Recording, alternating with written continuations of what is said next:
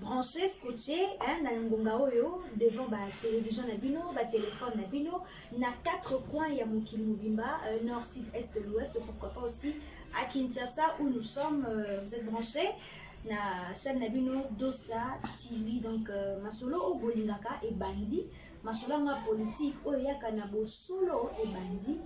Lelo tokoza na plateau oyo na molobeli malamu ya peuple, molobeli malamu ya mboka oyo bolingaka mingi, ndeko Médard, cadre ya IDPS, parti du peuple.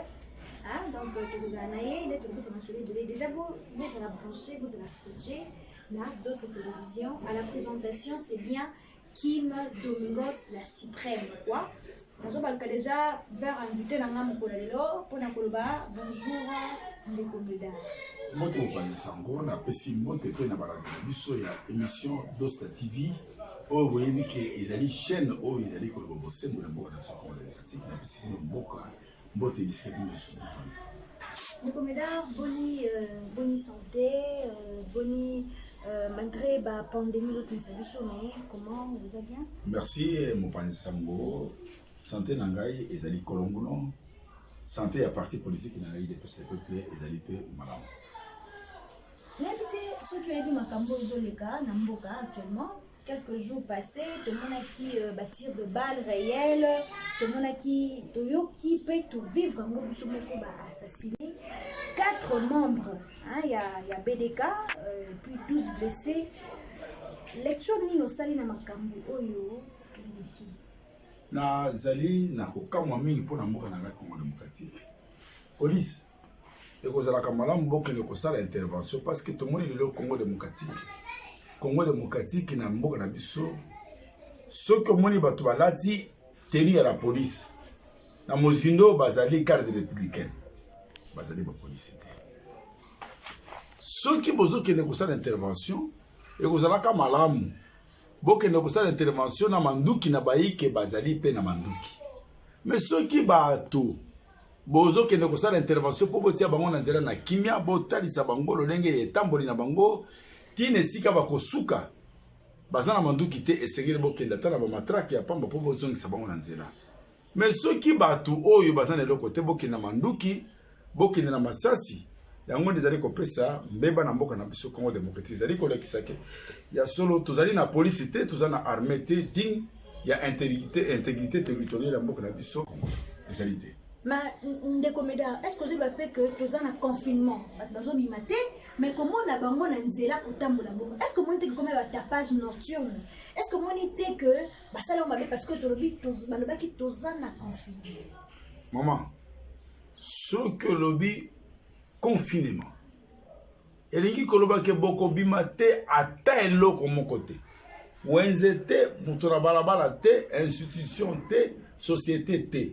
Mais ce qui ezali kaka ya kotambola lolenge peut-être nga na koki ko bimangande komedari na zanga kidipa na kibima na point na kelo kalipa. To bandeko oyo ya Beleka babimaki na lolenge ya kotia mobulu te ya kotambola na nzela ya koyemba to ya losambo ezali mabete. Soki yo policier olingi okende kotia bango na kimia esengeli okende na mundu kite po beta masasi po bomo bango esengeli okende ata na matraki ya pamba po bata kimia oyebisi bango te bozonga lokola bokono ezali na mboka na biso Congo démocratique bozonga na kimia bango bazonga pe na kimia. Mais soki obimi na mundu kelingi koloba boye ke yo nde moto ke ko provoquer po te bain de sang et ça na Congo démocratique ba kufa mine to ba blessé zomi na mibale baza ne longo. C'est-à-dire les amis, mbeba ya la police nationale, otobenga kaiza police te ka ses amis milice. Kotambola wana tambola ki na mponi. Batamboli pona nini? Batambola ki na losambo. Batambola ki na loyembo. Wana sambela pona ni pona mboka? Pona mboka na biso. Oh. Ndeko Médard mais kaka ye motambisi bato yango kolo BDK ye wana kaka a traité Joseph Kabila Kabange de tout le nom. Alobi aza Rwandais, alobi aza Congolais te, alobi mokonzi ya mboka oyo aza président Fachi azo bomba toujours ba infiltrer na mboka oyo. Est-ce que tango yo oza na l'IDPS parti du peuple, ozo yoka ba makambo wana? Est-ce que tango yo oza na l'IDPS parti du peuple, ozo yoka ba makambo wana? Est-ce que tango yo oza na l'IDPS parti du peuple, ozo yoka ba makambo wana? Est-ce que tango yo oza na l'IDPS parti du peuple, ozo yoka ba makambo wana? Est-ce que tango yo oza na l'IDPS parti du peuple, ozo yoka ba makambo wana? na part na yo étant que des comédars ba propos à tenir wana est-ce que est normal et moi si koyoka o tuningai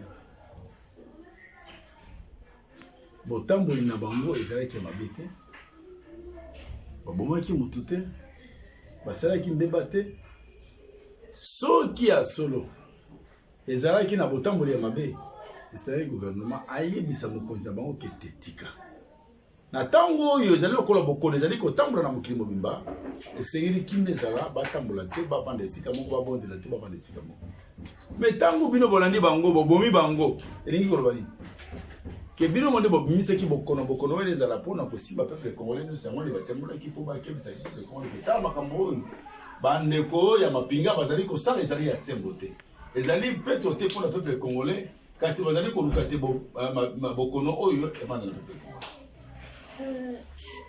Ndeko Médard, est-ce que c'est vrai que Kabila Kabanga est rwandais pour Ndeko Mwananti Mouda rwandais ezali ya solo alobi président Fati ezali ya lokuta te non Ndeko Médard ke malembe alobi président Fati azobomba ba infiltrer na mboka oyo est-ce que lokuta Fati azali garçon de course na bango na ndeni ya ndenge nini élection esalamaki ya 2018 ezalaki na kati ya transparence te seni soki ezalaki vraiment indépendant mais barésultat tokokozama résultat ya lelo te lokola ezalaki seni moko tobengaka yango ezali sous-vêtement ya mese kabila nde ebimisaki seni ezali ebimisaki ndeko Fati yango na ndeko Fati makambo nyonso okoyo na mboka na biso azali na soumission mpe na obligation ya kotosa oyo kabila azali kolobela parce que azali nominé ya mese kabila azali élu ya peuple congolais. Mais Ndeko Médard ngai nazo comprendre bien les soucis. Beaucoup de côté peuple congolais na boulou. N'est-ce pas bien que vous savez qu'il n'a pas ça que parti opposition ils ont pouvoir. Bien que vous fois beaucoup musu koloba que oh aza mutu mabe, aza mutu na bango.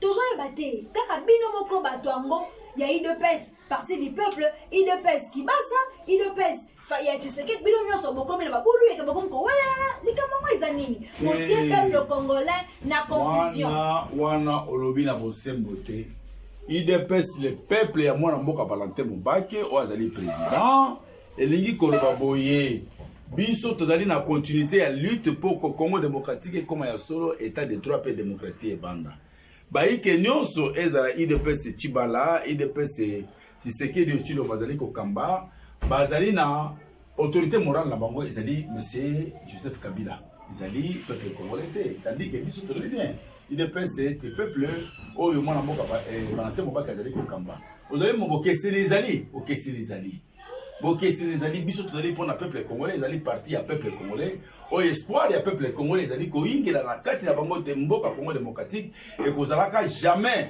vraiment na kati na dictature jamais na kati ya bain de sang kasi Congo démocratique à travers UDPS le peuple ezali kolobate ezali parti politique ya peuple congolais na kati na souveraineté na kati na émanation na kati ya légitimité ya ba organisme pe ya ba institution o ezali na bosolo ya peuple congolais.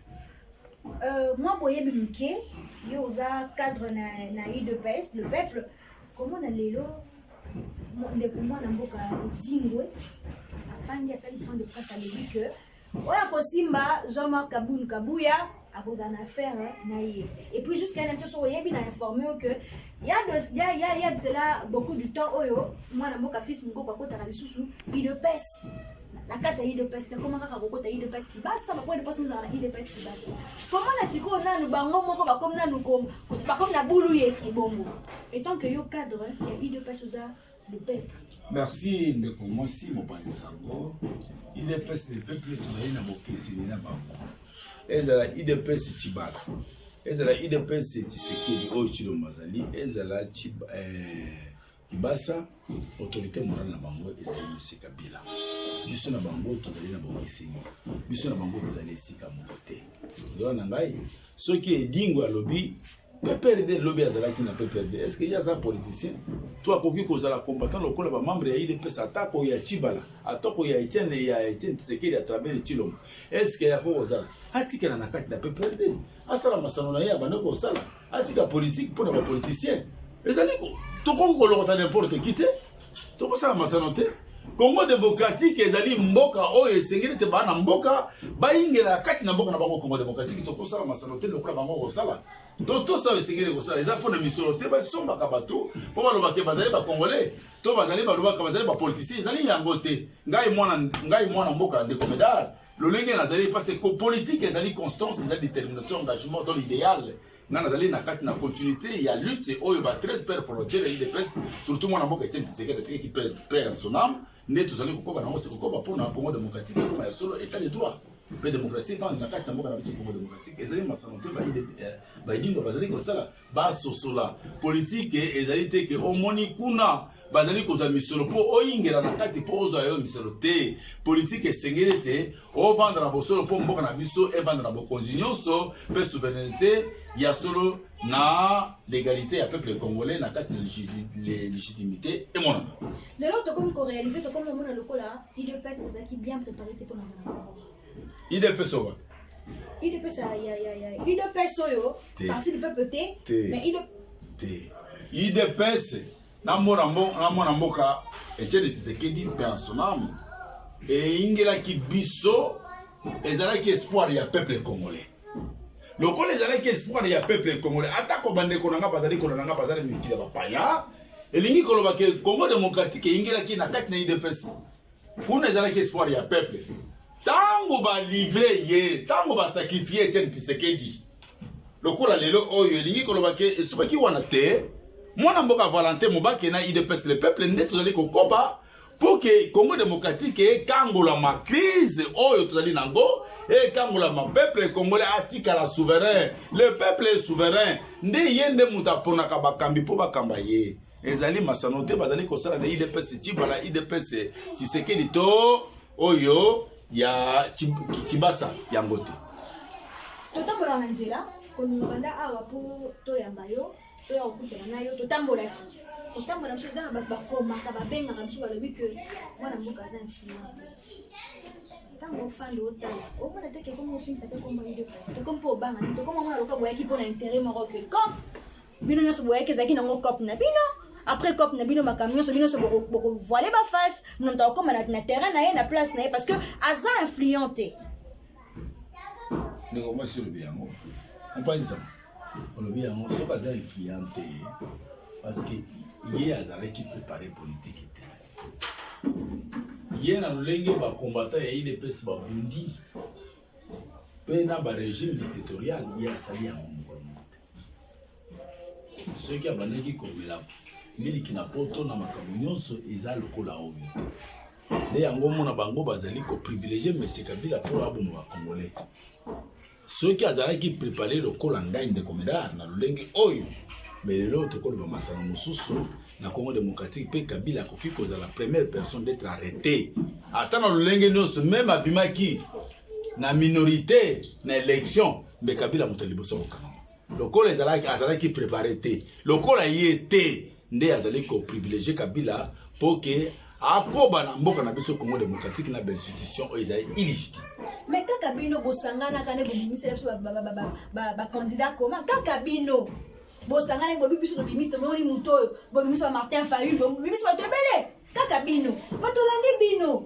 papa Medar ata yo moko vraiment ngai na IDPS le peuple tokendaki na processus électoral te c'est-à-dire toyebi baike nyonso babimi na kati na élection oyo te toyebi yango te tokendaki te parce que seni ezali indépendante te lokola processus électoral ya solo transparence ezalaki te toyebaki baresultat ekozala ndenge nini ezalaki ya mabe nde yango biso IDPS le peuple moye tokende na kati na masano ezali te tozali bacomplice bato bazali koboya likita ya mabe contre peuple congolais tozala bacomplice telingi oloba boye biso toboyaki yango tolobi processus électoral oyo seni ezali sous-vêtement ya M. Kabila résultat ekobima ekozala po mbeba ekozala mabe ekozala kotangisa makila ya peuple congolais oyo ezali choix ya peuple congolais te le peuple est souverain mais peuple aponi bakambi oyo bakokamba ye te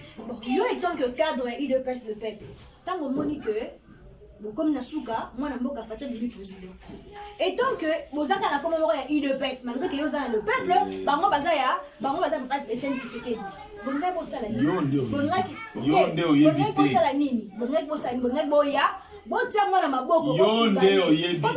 C'est pour ça que règne bon dans le cadre de l'unité pendant 38 ans mobimba. Tika na fulela yo oyebite tunanga inde komeda. Ministère intérieur, na secrétariat général, il y a chargé de partis politiques. Bapesi récipicé, IDPS Tibala Bek Tibala. Oh, il y a ancien premier ministre honoraire, avant de servir le FCC. Na Chilombo na IDPS Tshisekedi, bazali ko servir. Na biso IDPS le peuple ya mwana mboka Valentin Mubaki na continuité ya lito ya ba 13 pères fondateurs. La mboka mboka Etienne Tshisekedi toli ko koba nango pour te Congo démocratique comme état de droit et démocratie bana. Pour que c'est des alliés. Ko benga biso ndingo mokote. Yo mutolokola nani monsieur Kabila a sa l'élection, a organisé l'élection pour les autres alliés. Mutoko bima wana azali voulu ya peuple yo kangai muto kobima na élection wana ezali vouloir ya peuple congolais ba pesi bo continue peuple congolais azali élu ya peuple congolais azali est nominé d'un individu M. Kabila par son sous-vêtement qui est la CENI ezali peuple congolais yango na biso kuna ile peuple toyebaki que résultat ya CENI ekozala médiocre. Peuple tango akendaka na maponami po apona mokambi oyo akokamba ye. Mais peuple oyo akopona nani? Na bolingo nyonso bana mboka bazalaki nango. Na moko bazalaki nango. Et comme nango olungwa. Bona nga na ebite et comme soyo moko peno fandi na ndako yokata ba radio ali yokata bato libanda sata ba micro faire to yoka que bana mboka baza vraiment dessus na ido personne makambo nyonso. Comme nango to na bila makamba coronavirus. Est-ce que vous êtes vraiment sûr que votre mboka na gouvernement va faire face à la pandémie oyo? Pour le monde entier paralysé. Est-ce que vous êtes sûr que vous allez faire face à la République démocratique du Congo? La ligne la IDPS est allé individu Chilombo.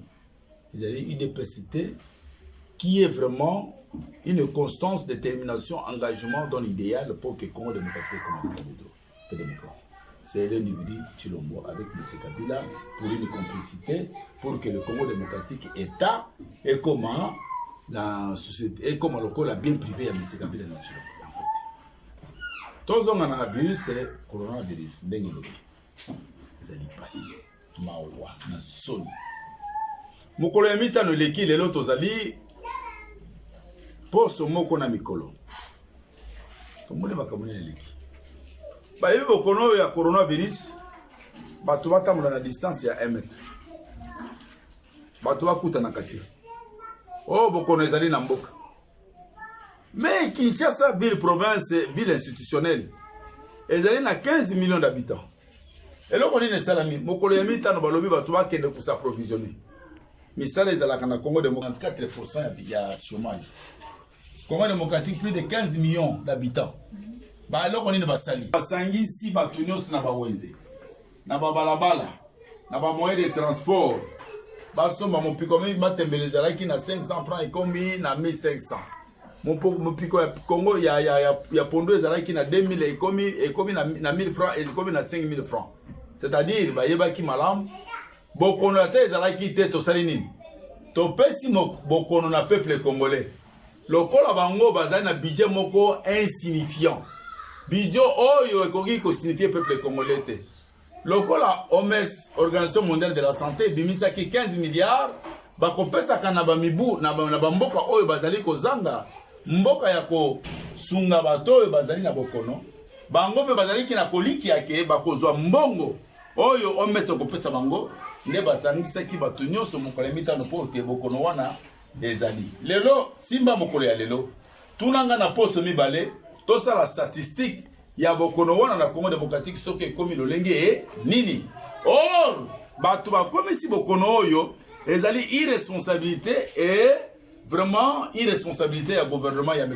Chilombo avec les criminels de sang na Yumbi Gentini Ngobila a commis la ville de Kinshasa. Il y a un gouverneur. Il y a un gouverneur Mboka Kinshasa. Comment on a l'élo à l'Ubiboui, le va changer. Est-ce que lui, il va défendre un bon pour la provision pour le confinement? Après, mon lobby n'a pas tout fait, et ça lui soute. Yo, lobby, bon, on a des comédars, n'a défendu un bon côté. Là, le monde de comédars, Nazari les cicatrices. Nazari, moi, en Boka, il est pressé le peuple. Ah bon, moi aussi, qu'on a des fois qu'on a pas la peuple congolais, ils ont souffert. On le dit en mot. Ils ont mis quoi, ma? Tout le monde a regardé la taux du jour. Et puis, non, ma maison, c'est bien bon. Mais est-ce que vous vous rendez compte que désinfectant était camarades à Mongo? Bakas était camarades à Mongo? Collier, au moins, vous faire la coronavirus. Mais vous faire une pierre à votre face. Est-ce qu'on s'est rendu compte? On le dit en gros, Nazari n'a pas dit que les allaient vous connecter. L'État congolais ne peut pas côté à mon amour. On a bien un et donc, moi, je suis na koyebisa yo ke soki mabokolo wana ekoti na Congo démocratique bango bakoti yango la frontière, pas d'entrée, pas de sortie. Mais je suis surpris Koyoka, peuple délégation, il y a peuple occidentaux, lobby, trouver vaccin mon revoyé, vaccin mon pour tester liboso dans la République démocratique. Pour la image, il y a Batoyo, Babibazoya, on a un vaccin à Bango. C'est qu'on a tout le monde dit. Pour la Nini, Bato Bazoko Fane Bele Libanda Moka. Ah, na Congo, on va faire un militaire dans le coronavirus. Mais pourquoi pas nous avons un vaccin au Awa? Moi, quand on a vu ça, on a dit de l'autre côté, à Fadi la Mounier. Le vaccin moyen, on a dit que nous avons côté qui peut le vivre. Bah, oui, Libanda Moka, bah, côté la RDC, c'est que bah, frontière, jusque là, bon, pour faire belé Libanda Mboka, mais tu comprends, tout le monde dit Babi, mais si vaccin m'a envoyé, Babi va bêter mon bateau et que son abonnement pour la coronavirus pour pandémie ici là, mais chose grave étrange c'est que Babi pour faire mingi Libanda Mboka va préférer que vaccin ou Libanda de cause maintenant on liboso na RDC. Pourquoi ne pas encore rentrer dans Mboka na Bangote pour beaucoup faire belé? Parce que nous là on a le mort mais ça le quoi ya Bangote. Mais bah niveau bah non vaccin est-ce que qu'est-ce qui est caché derrière tout ça? Au moins, il y a des complicités pour que le peuple congolais en particulier, en général africain, pour te kende na kosisa bato oyo. Et puis, nazali ko kebisa bilketi. Na vaccin ya Ebola, plus d'1 million ya bana oyo baza ba innocent abomisi bango. Azobosana ke Égypte ezalaki première puissance mondiale. Lelo ezali États-Unis. Abongo lobby ekozala Congo démocratique te na makambo azali kosala pour kaya ko détruire le Congo démocratique na vaccin ya coronavirus akeba. Il fallait vaccin wana eleka na ba pays occidentaux bisika oyo bokone vandi na Congo démocratique te biso nzamba sali biso ngolu d'abord na température ya mibale na lolenge ya nature na biso ezala banzete ezali na facilité ya kosisa bokono oyo biso tozali na lolenge lokola bango te mais makambo ezali kosala ya complicité et kosuka kana bamboka na biso lokota te. Vraiment, vous allez brancher, vous allez connecter, vous allez voir la chaîne Nabino Wapi Dos de la télévision, vous s'abonner massivement, y compris Peniel News TV. Ndeko Ménard Yambopoto Silisa, banda 2014, drapeau ya Zambie et à Moba. Mais là, tu comprends que nous sommes surpris comme on a drapeau ya Zambie et nous voilà. Les autres sont surpris comme on a drapeau ya Zambie et Lungwe na Moba et Rokomati na Tanganyika. Et puis jusque là, gouvernement Azolo. Jusque là, gouvernement Azolo Bela et l'Okoti. Pourquoi le placement wana et salami? Pour ça qu'on a banda 2004. Mais le comme na Tanganyika. Les comédas. Mboka ekomi wapi? Elingi koloba boyi. Omoni drapeau oyo. La Zambie représente quoi sur le plan militaire par rapport à la République démocratique du Congo de l'autre côté? Kasi soki ezo salama. Baza na capacité ya complicité ba bazo luka te Congo démocratique katanga comme république. Bazu Zoé Kabila bati ye gouverneur na Tanganyika. Ba armes sophistiquées les cas qui kuna. Pour basala nyonso pour Congo démocratique. Et ça la diviser. Congo démocratique et kotika na kozala diviser té. C'est Rwandais fabriqué en RDC, c'est fabriqué, c'est Congolais, c'est Rwandais fabriqué en nationalité congolaise. Bango de bakosuka. Congo démocratique et kotika na kozala té. Yango no bozo mono bazaki bazaki zo batie na katanga na Tanganyika pour la gouverneur basala mabe et kosimba té. Tout monde qui je le Kyungo. Ceux qui les lots bazali kopesa ndingisa na kati na Zambie po bakabola Congo démocratique et kosala mokolo moko te. Tozali koyebisa Rwanda, tozali koyebisa Zambie, tozali koyebisa Uganda, tozali koyebisa Burundi. Oyo nyonso bazali kosala pona Congo démocratique, bamboka wana ekozonga ka jamais état, ekozonga ka jamais na souveraineté. Tango Congo démocratique ekozonga na mwana mboka ozali congolais, akokamba mboka oyo, je pense ekopesa bango mateya pour que mabe basali na Congo bateiba donc batangisi makila ya peuple congolais na innocence nyonso Congo démocratique et côté ya bango. C'est quoi tous on annonce mokile na bossa na kamoko.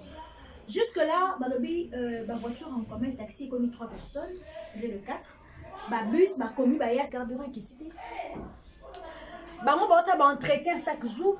Jusque là rien ne marche. Est-ce que moi la tête est pas ces gens avec peuple congolais? Ba douana bazana biloko na bana banda kuna position na bango. Mais na lobi boy.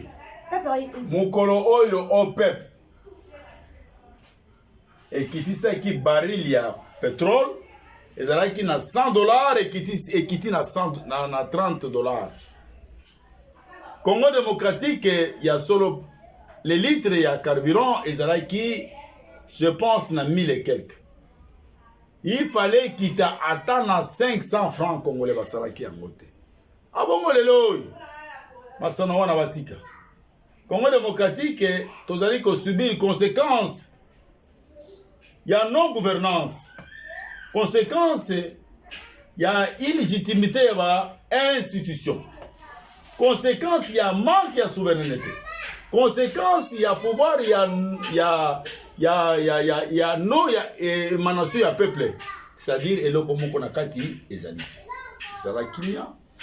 Là, sur le Congo démocratique, il y a et côté ya baïke nyonso bazali en complicité na bapaya ya mboka na biso po babebisa peuple congolais et peu bokonzi ya Congo démocratique molisa mate na kati ya mboka.